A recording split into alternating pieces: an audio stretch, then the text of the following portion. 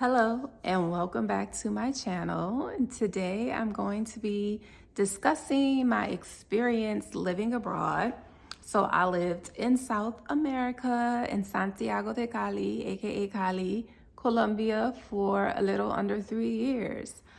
So let's get started. How did I go there? Why did I go there? Well, I'd always had a desire, for whatever reason, to live abroad. I look back over my life and I think the reason why I had the desire, what I have connected the dots, the dots, and come to the conclusion that it had a lot to do with my parents watching the Discovery Channel, History Channel, Animal Planet. That sparked the desire in me to see those places firsthand. I would also say being born and raised in New Orleans, which is an international city, the most northernmost Caribbean city as well. But it's an international city. People come here from all over the world to visit. And then also it was huge in the U.S. military. So there was a naval base here and then also an Air Force base. And so having friends or classmates whose parents were in the military. So of course, even if they were U.S. citizens, oh, well, duh, they were U.S. citizens. I think that's how that works. They had lived in other places, but also being the city that it is, I had friends that were from all over Latin America, whether they were from Central America, Guatemalan, a lot of Hondurans. I had Dominican friends, Cuban, a Colombian friend, friends that were from Palestine and Egypt and Armenia and different places in Asia, a lot of Vietnamese friends, some Chinese friends, a Korean friend. And so I was just surrounded by different cultures, people who spoke different languages. You know, they ate different types of foods. And I just was always curious and wanting to know more, and also just wanting to experience things firsthand for myself and see them for myself. And so growing up, I just always wanted to travel and see the world. And so it was a desire of mine to live abroad. And so I finally did it. I was in my mid-30s and I had just finished my term. So in another life, I was a Louisiana state representative. And so when my term ended, maybe I was beginning like my midlife awakening. And it was just like, girl, you're 35, you're single, you don't have any kids. In terms of my career, although it didn't go as I had envisioned it and planned for myself, that'll be another discussion. It was beautiful. I did things that I didn't even aspire to do, which the biggest thing was to be a politician. Like, I was someone who said I would never go into politics. Like, I just never had that desire. I have grown a lot, but back then I could definitely say that I was an introverted person.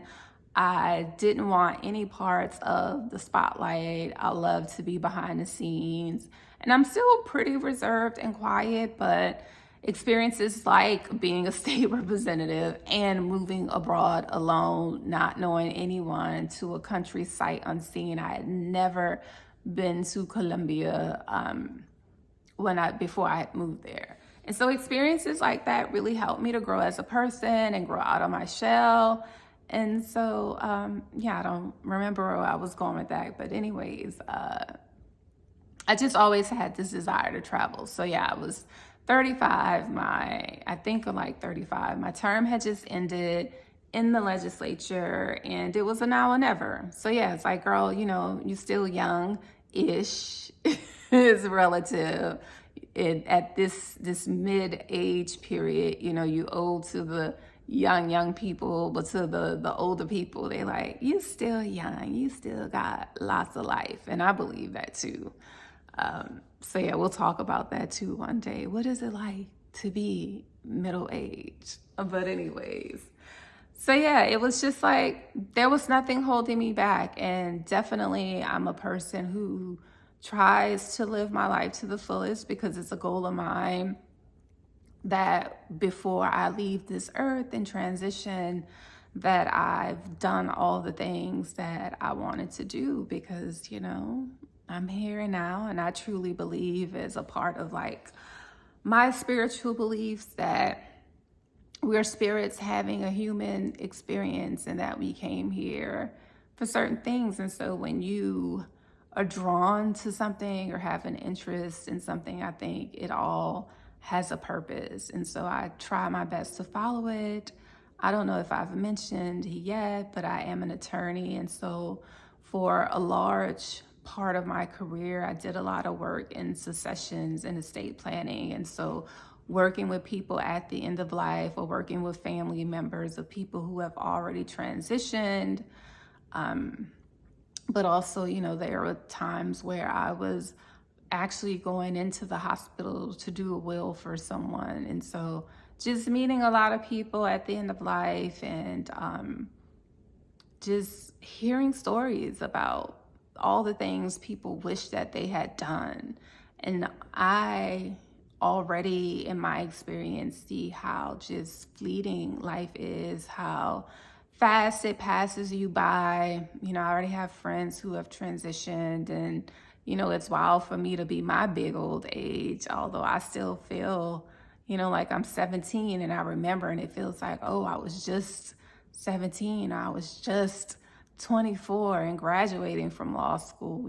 So it definitely passes you by. And so I just want to live life to the fullest, and go after the things that, the desires that I have in my heart. And so living abroad was one of those things. And it was just at a point where it was like, there was nothing to hold me back. I didn't have a family or any major just responsibilities, whether that was financially or familiar or anything that was really stopping me. And so it's just like, why not? So I decided I was doing it.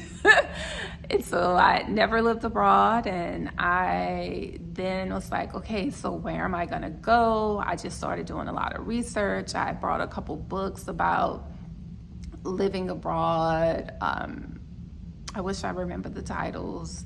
Maybe I'll drop it in the description box in case anyone's curious. But really, it came down to me joining groups on Facebooks, the Book of Faces, but on Facebook, and expat groups in countries that I had somewhat of an interest in. But I literally would look at this map that I had and be like, okay, where am I gonna go?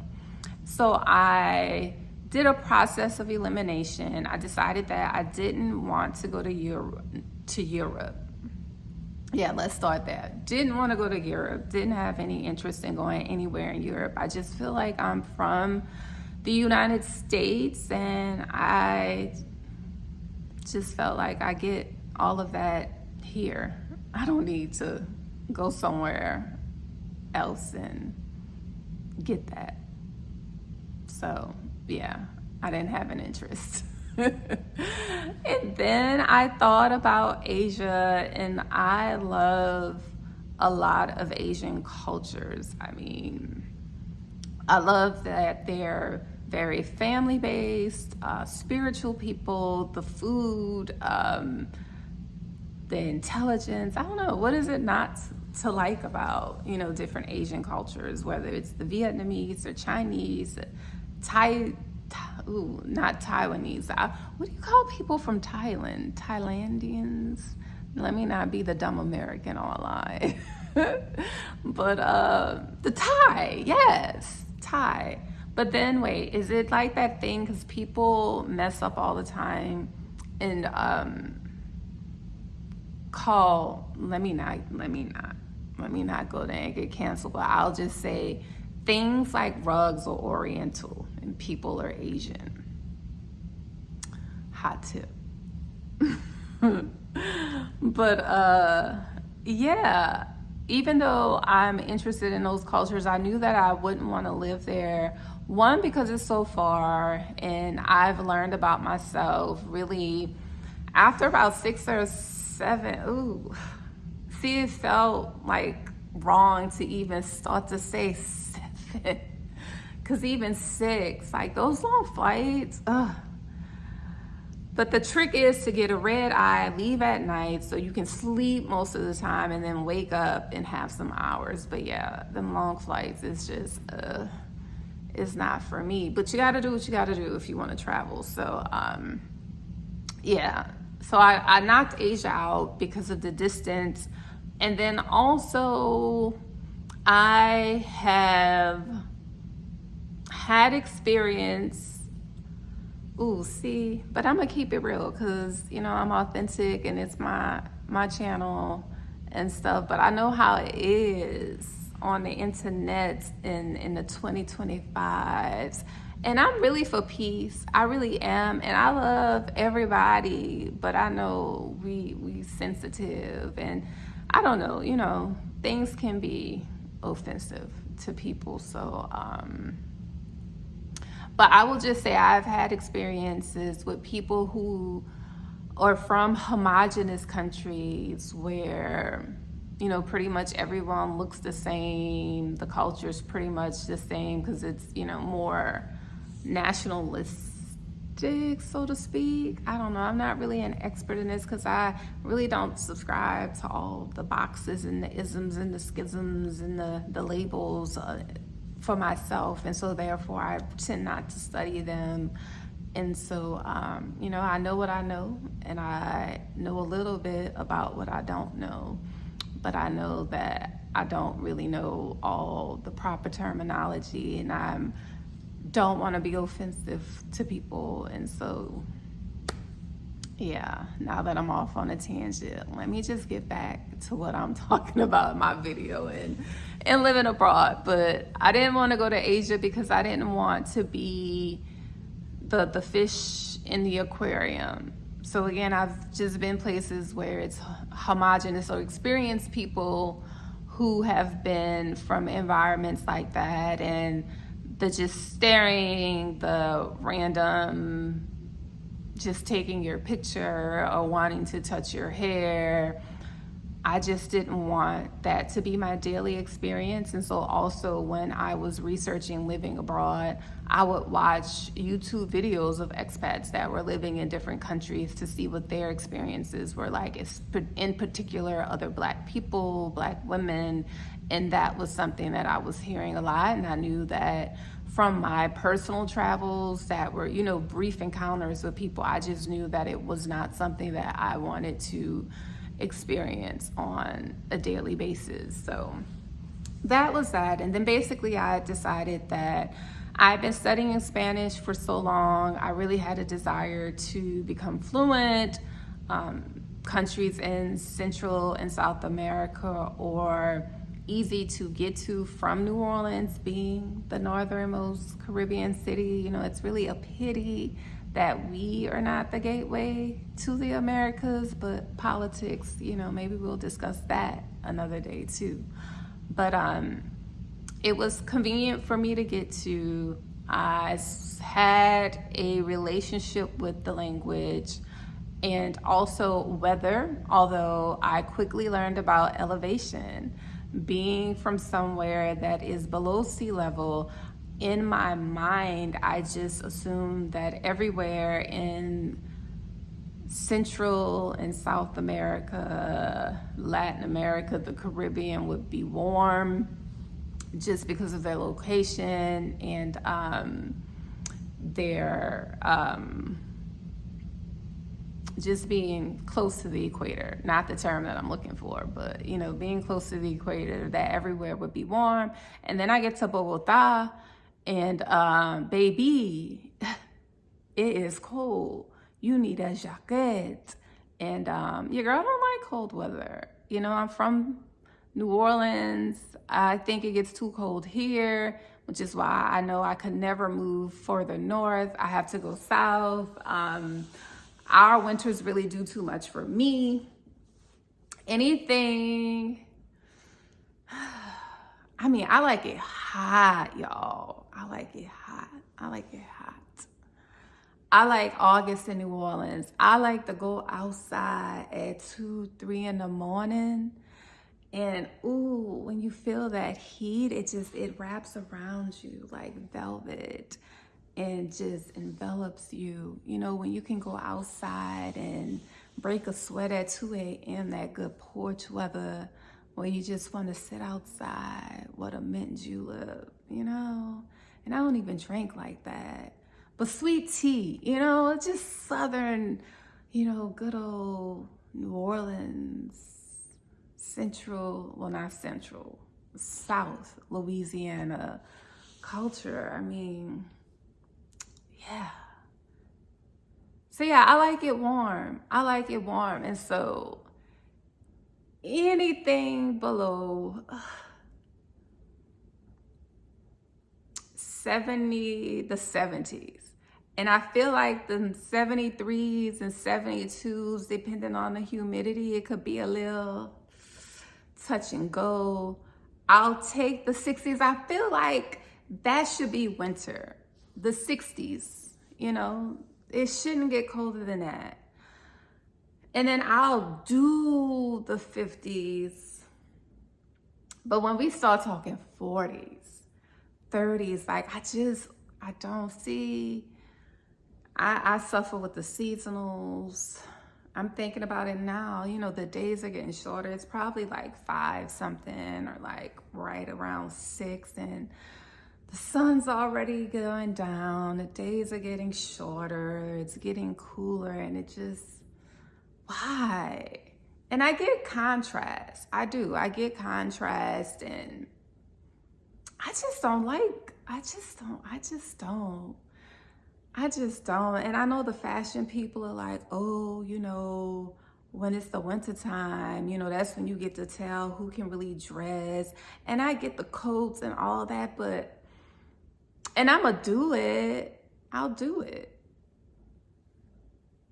But when you cannot ever experience that, like when you can have it never be a part of your reality. I mean, Cali, it is the city, I call it the city of eternal summer. It's like 80 degrees year round.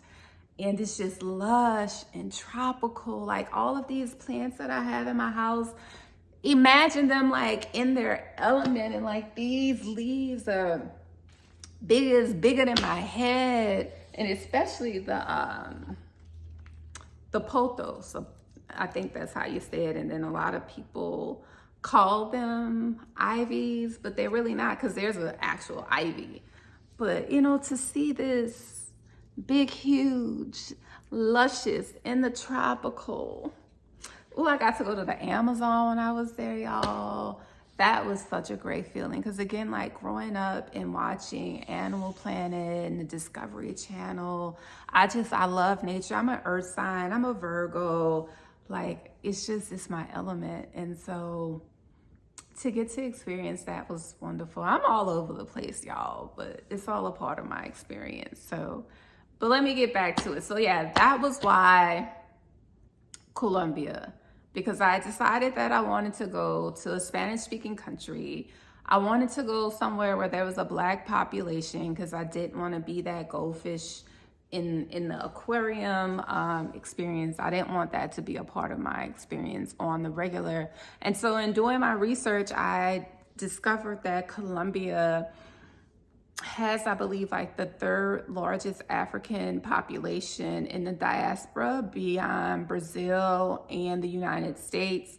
And then I think there's some other statistic about perhaps Colombia and Haiti, but I think that one is something about land mass, the number of people with land mass. I don't know, go ask a sociologist or one of them folks about all that. But yeah, there's lots of people where I could just blend in. And so actually, when I travel and also when I lived in Colombia, people never thought that I was American. Most often I would get Brazil. People thought I was Brazilian. Or they would guess all over, everywhere, but the United States. And then actually, technically, we're gonna discuss this in another video too, but I claim New Orleans and I'll claim Louisiana, but you know, as a Black Louisiana Creole, we've been occupied too. You know, I've done my family's genealogy. We'll talk about that in another video, but we were here.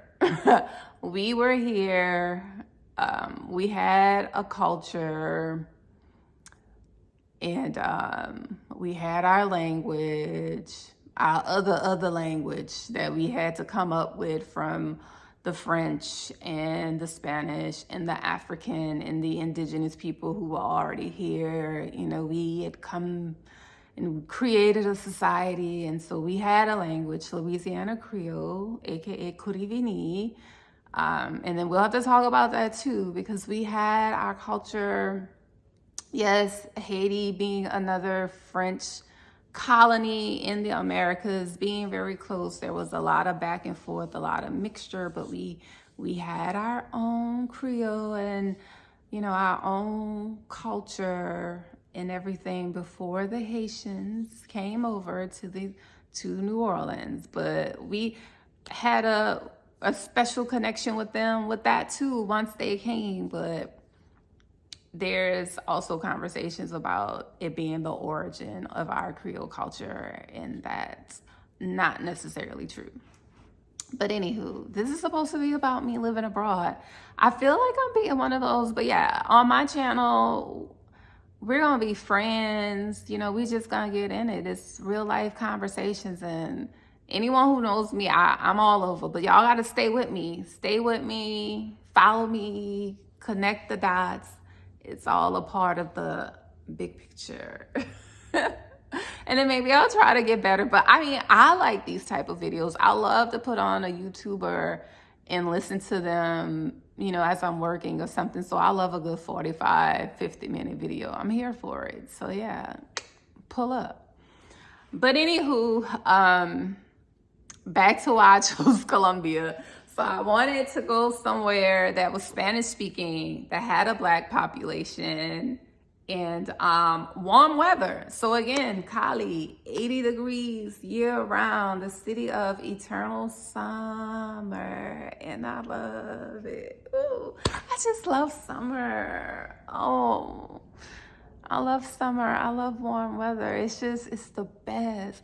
And you know it. My friend and I, we were having a conversation, you know, and people be like, you know, it's like to see another summer. People never, you know, talk about, I don't know, maybe y'all cold weather people, maybe y'all do be like winter, but it's all kind of songs about summer. You know, it's just a good time. And I'm a late summer baby, September, you know. It's just so good. But anyways, I wanted a Spanish-speaking country, somewhere that was warm, somewhere with a Black population. And then the icing on the cake was that I learned that Cali, Colombia, is the salsa capital of the world. And so again, living here in New Orleans, there are a lot of people from Latin America. And so when I moved back home to New Orleans after law school, I had met a friend who was into salsa. She actually taught salsa, and I think we had been cool for at least a year. You know, we'd be hanging out, and then she'd have to go teach class and go out, and it was just like, okay, girl, bye. And one day I went to the class, and the salsa bug bit me, and so I got all into the Latin dancing, so, you know, salsa and bachata and punta and merengue and all that, and samba, all the dances. So yeah, I got into them, and yeah, so when I found out it was the salsa capital of the world, it's like, that's it. But yeah, I had never been to Colombia, had never been. Didn't know anyone there. Spoke the language a little bit. Was definitely overconfident about my skills, but I did it. I moved there. I lived there 3 years. I was able to communicate. Hablo un poquito de español. Necesito mejorar, pero la gente puede entender como yo Deseo, no, deseo is with C. Them verb conjugations, the time, pori, para, you know, oof, it be getting me. Yeah, but you know, they knew what I was saying. And you know what helped me to get over my fear is being someone who's from the US and in a city where, oh, and you know, I talked about sewing. I did make this shirt, kind of, sort of. It was a dress. It was like a A-line baby doll dress, and I hated the fit, but I loved the print. You'll see I have a lot of food-related prints on this channel. And so yeah, if you've made it this far, last week it was a banana. It could still be a banana. You could drop me a pineapple though,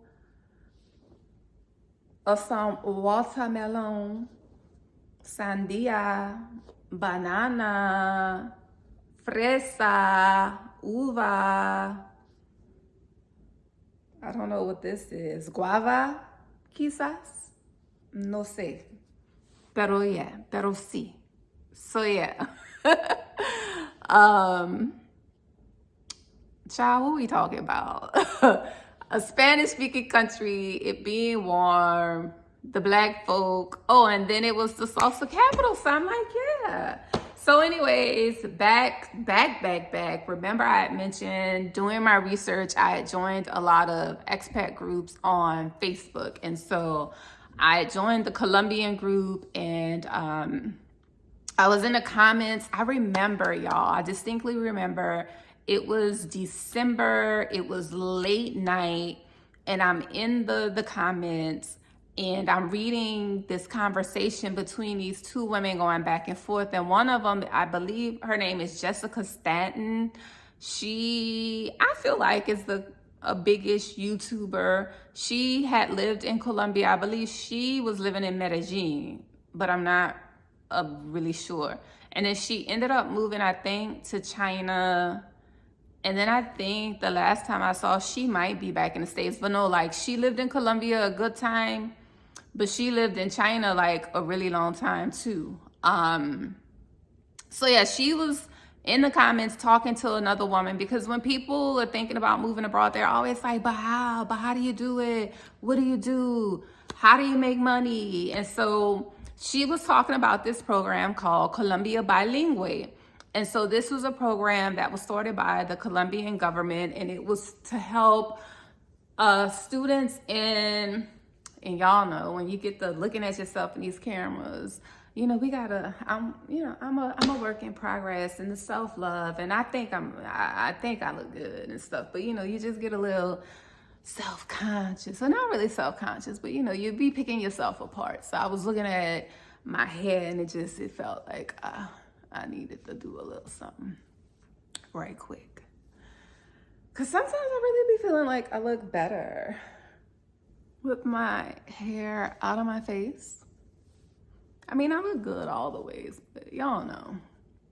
But anyways, so yeah, Jessica, she's in the comments, and she's talking to somebody else and telling a lady. And so yeah, Colombia Bilingue is for public school students, and so it's to help them learn foreign language. So if you're a native English speaker, or if you are not a native English speaker, but you can take some type of language test in school, I think it's like a C2, which is native speaker equivalency, then they would place us in high schools. I think it might have started at middle school up to high school in public schools around the country of Colombia. And so you would sign up, you fly to Bogota for like a 2-week training, and then they send you to your placement city. And so we were placed all over, and I got my top choice, Cali, but there were people in Cartagena, people in the coffee region, so in cities like Armenia, Pereira, Manizales,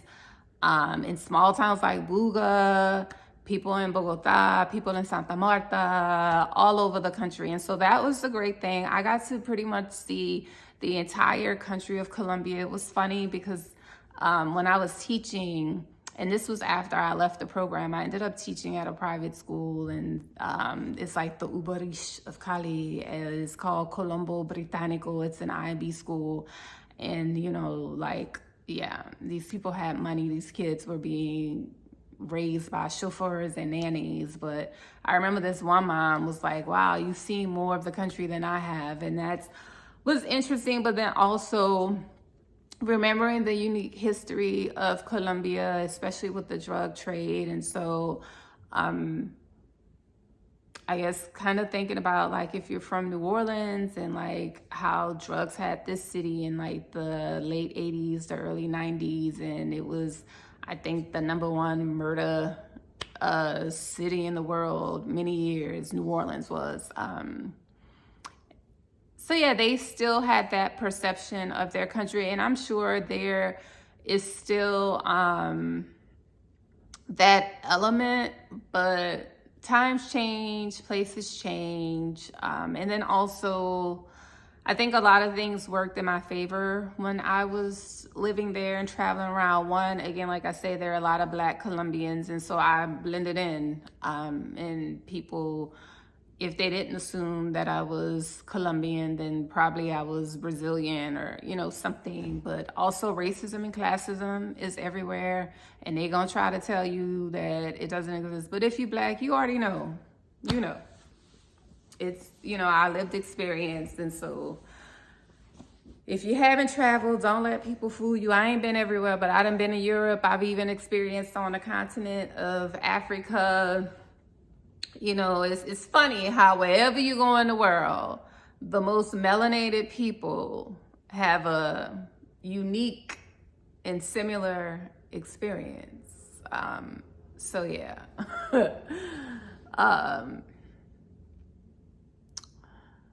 Colombia.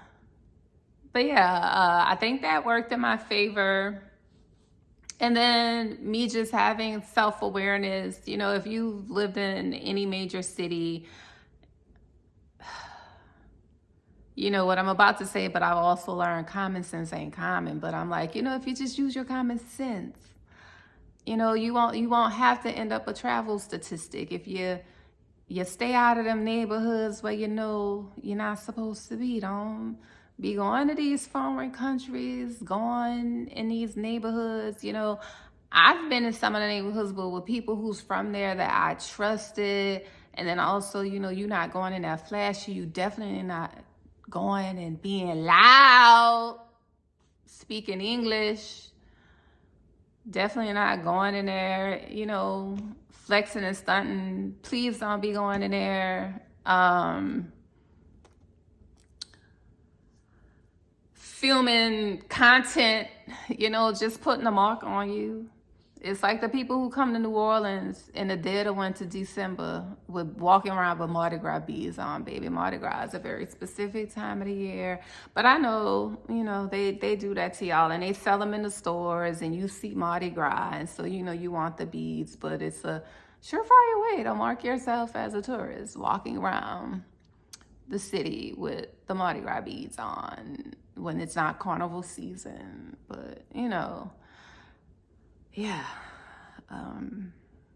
Yeah.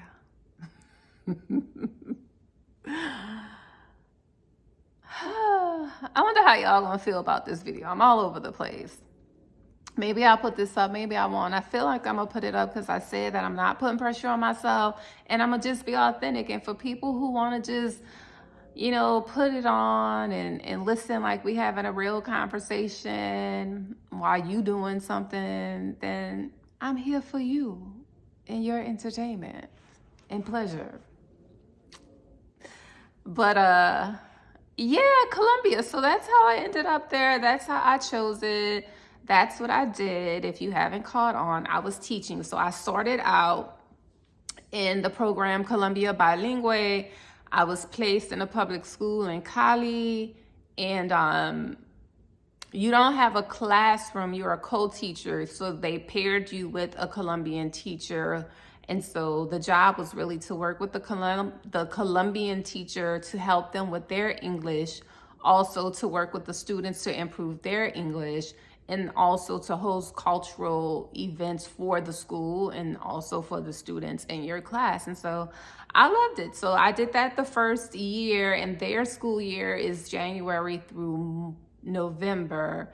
and there's like a month-long break. I want to say it was like around July, and then also like that December, January holiday time. So after my first year, I did the program, and then I decided I was staying, and so I applied to a bunch of private schools. Now, the types of schools that you can apply to, there's, again, actual private schools for elementary, primaria, they call it, and middle and high school students. Then there are language schools. So I don't know why Kaplan, but not Kaplan University, but isn't there something for students called Kaplan too? But I don't know. It's just like a bunch of language schools that are private schools, but it's, just a language school. And so you go there and you can be any age, even adults. And there's particular classes, like if you want to learn business English and things like that, but you could teach at those type of schools as well. And then some people taught online. I don't know if all of that still exists, but there were all of these online language schools. A lot of them focused on students in Asia as well. I think it was like Talk 51 and some other ones that a lot of people would teach.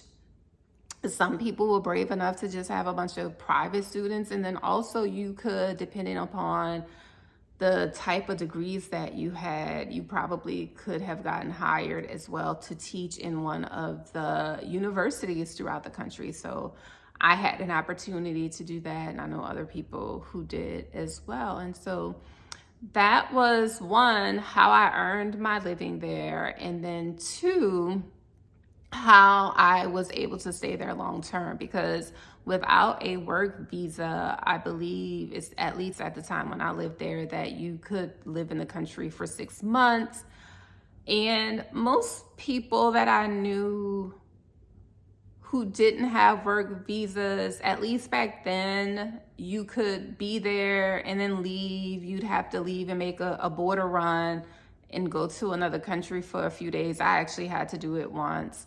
And I went to the Amazon, and that was great too, because again, watching Animal Channel and Discovery Channel, and being from New Orleans with the Mississippi River, and then learning about the Amazon River and then the Nile. And I'm grateful to say that I have now been on all three of those rivers. But yeah, the Amazon was great. I went to, it's called Leticia. And the area is Tres Fronteras because it's where Peru, Brazil, and Colombia meet. And so I went to Peru to get my passport stamp, because you have to have a stamp to show that you left the country when you come back. But then I also went to Brazil as well and had my first caipirinha, which I think that's how they say it, delicious drink. Yeah. And the best food that I've ever eaten in my life was in Peru, and in the Amazon jungle. There was this restaurant that we went to, and it was just like all of this fresh seafood, the fish and the shrimp, and all of it. It was so delicious, y'all. It was so good. But I heard in general that Peruvian food is good, but I feel like I've not had it outside of that experience. So I need to try it at a restaurant somewhere. But yeah, best food I've ever eaten. Ooh, my battery is low, so let me hurry up. So yeah, I talked about what I did. I taught, and then that way I could get a long-term visa by working. But yeah, I loved living in Colombia. I never wanted to come back. I thought that I would live there for the rest of my life. But I came home to visit, like I said, and COVID hit and borders closed and life went on. And then that door just closed. I did not date a lot when I was there. I mean, I just haven't dated a lot in life. Dating has never been a focus for me. I'm a career girl. I'm not a gambling woman, and dating's a lot like gambling. I just feel like the time and effort that you have to put into getting to know someone and then getting to know the real them beyond the mask and, the person that they're pretending to be. Everybody does it. The representative that you send in the beginning when you're dating someone, and yeah, I don't know. We'll talk about dating maybe. Maybe I'll keep that part of my life private. But like I've already told y'all, it's really non-existent. So it's not much to talk about. Really. But no, didn't really date a lot. I was being shallow, I guess, but most of the men there are short. I'm a tall gal. I'm 5'8.5" and give me my half. So a lot of the men were short, and then the machismo culture, yeah, didn't date a lot. I'm just gonna say that. So yeah, that's usually what people want to know about the dating. What did I do? Why did I go? Talked about how long I stayed. Yeah, if there are other like specific questions that you want to know, if you've stayed around as long as I've rambled and hopped from da da da da da da da da da da da,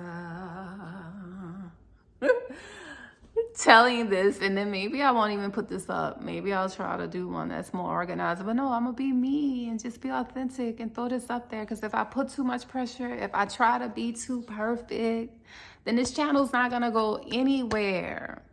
Because then I'm not gonna post. So, maybe this will be what it is, or maybe I'll change.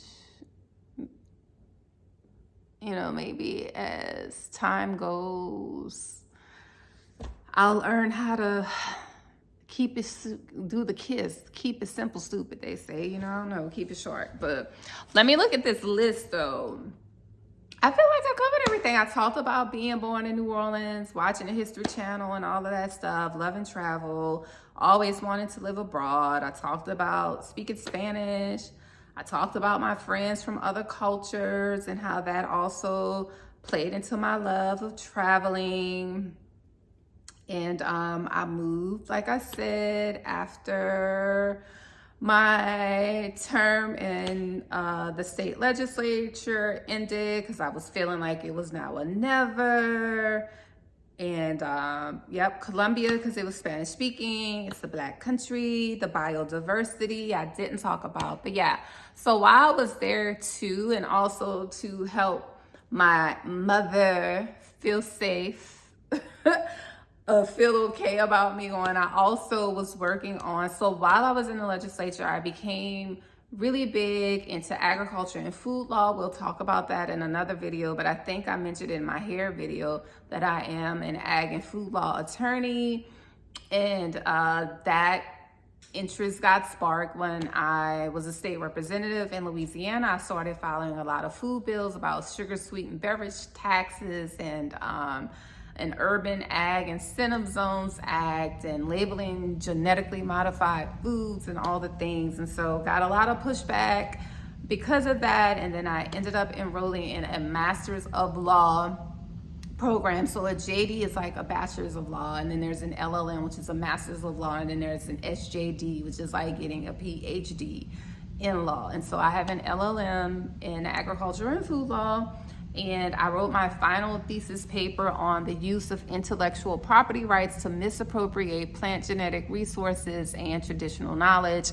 What does that mean? It's basically, the paper was about pharmaceutical companies that go to biodiverse countries like the country of Colombia. Often they go under the guise of healthcare, education, and they live with indigenous people, and they observe them and the plants that they use for medicinal purposes. Usually, they will ask them or observe them in the reasons why they take it. So for instance, if you're a certain age, you might remember at a time period in the 1900s, if you lived in that century, in the 1990s, the Hoodia weight loss pills, everyone was taking them. I guess they were the Ozempic of the 1990s, although I believe these were technically made for weight loss. I think Ozempic is for diabetes, but one of the side effects is weight loss, and so people started using them for that. But anyway, it's the hoodie pills. So hoodie is a cactus from the Kilimanjaro in South Africa, maybe the country of South Africa, but particularly the southern portion of the continent of Africa. And so was it the Wan people? I haven't read my paper. This has been a while ago. But it's a tribe, the San tribe, S-A-N, the San tribe. There was this guy who was living with them, and the hunters, when they would go out, they would chew, I believe, on parts of this cactus. And so they were observed doing that and asked why. And they said because it would suppress their appetite so that they wouldn't be tempted to eat the food, the meat that they had hunted before they were able to get back to the village and share it with everyone. So this guy wrote it down, and I guess his notes, and then, you know what, it was before the 60s, because it was the 60s and the 70s, I believe, that someone read his research and they started running trials on the cactus and found that it did what they said that it did. They, I guess, did the science behind it to prove the truthfulness of what the people purported that it did. And in the 1990s, we had the pills. And so the problem with that is that, one, the indigenous people that they acquire this knowledge from, they don't get any compensation. So otherwise, usually people will go down to like the rainforest in different places and take samples of plants and then bring them back to their countries, and they have to run tests and trials in labs for years, like literally decades, to see if this plant even has some type of medicinal property. And so things like aspirin is from the bark of the willow tree, and there's the periwinkle plant that has basically been pushed to extinction that was from Madagascar, and is huge in cancer treatment. They even at one point got a patent on neem, but luckily the country of India could get that patent overturned because there's a long documented history of neem oil use in their country. And so this needs to be a whole nother separate video, because the thing with intellectual property rights, most Black and brown cultures are oral history, and knowledge is passed down orally and not written. But because we follow a lot of laws and legal systems that are European based, where they wrote down things, and so that's one of the, in my opinion, loopholes or ways to get around basically stealing people's intellectual property, because in those cultures they didn't have things written down. And so in these courts of law that are more European based, they just don't have the evidence that's required to prove their cases, unfortunately. But all that to say, I wrote my paper on that topic, and Colombia was the country that I focused on. So yeah, there's that. And then I talked about Colombia and Colombia bilingual, and traveled all over. It's a beautiful country. Whatever you want to experience, you can experience in Colombia, from snow-capped mountains to beaches. Colombia also has an island in the Caribbean, San Andres, that I was able to visit. But I have to talk about my Palomino experience another time. That's a little beach town that's on the other side of Santa Marta. But yes, you can experience the beach, and then there's mountains that are snow-capped. But there's, the Amazon. I've been there. Little, small, quaint, beautiful towns in the coffee region, Armenia, Pereira, Manizales. The climate is a little cooler, but it's more just rural, Yeah, Bogota, big city, and it's cold. And Cartagena, the walled city, reminds me of New Orleans. The oh God, I forgot what it's called. The part that's outside of the walled city, it'll come to me later, but probably after this video is over. But that portion of Cartagena reminds me of Miami. But yeah, I traveled all over. I even went to, I forgot the name of it. It's escaping me. Oh yeah, Choco. Now that's the really black area of Colombia. And I went there to see the whales. So yes, the whales come and they're off the coast. The ballenas, I'll never forget. So yes, that's the Spanish word, at least in Colombian Spanish. Ballenas, B-A-L-L. I think it's E, might be I-N-A or something like that. But the first time I heard it, I was like, is they saying vagina? But it was no, the ballenas, the whales. So yeah, the whales come and I did it. It's something I would never do again for the same reason why I don't like zoos. So it's like all these people and we're in little speedboats and we're all like honing in, and the whales are just there trying to have their babies, their ancestral waters. They come every year to have the babies, and now here we go in our boats because we want to get up close and just see the whales. But it's unfortunate that sometimes, especially at night, the whales might get hit by ships. Like actually when I was there was a baby whale that had gotten hit and it was dead, and the mom was there because she's still floating around her dead baby. Yeah, y'all. I know we're curious about a lot of things, but as humans, I guess sometimes we, at least for me, I'm an animal lover, y'all. So yeah, I know a lot of people don't think it's that deep, and it's like, oh, they're just dumb animals and fuck it, and we man and we get dominion over everything and all that. But I, if I had to put a label on it, I'm an animist. I just believe their spirit and everything. I don't believe that animals are stupid. They're sentient beings. I mean, have you ever tried to, what animal have you tried to kill down to a roach or a little lonely insect? I mean, they running and trying to get out the way because they're aware of you and they know what you're trying to do and they're running for their lives, you know? So yeah, I'm an animal lover. And, you know, like I said, I had gone because in the excitement of it all, I wanted to see, but then in the moment and when I really thought about it, it's just like, yeah, this isn't right. So one and done, wouldn't do it again. Like I said, same reasons why I don't go to zoos. But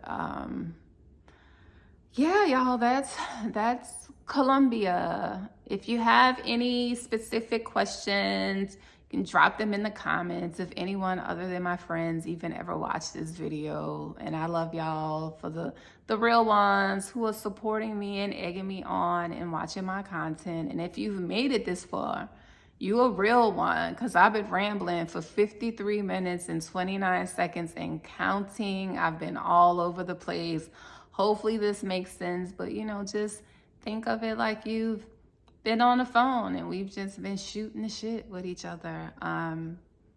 But yeah, I love y'all. So again, I know enough that I'm supposed to tell y'all to like, share, subscribe, leave me a comment, hit that like button, especially if you've made it this far. I mean, if you stayed this long and listened to me, you must have liked it. So show your girl a little love. Keep being encouraged. And until the next time, I love y'all, baby.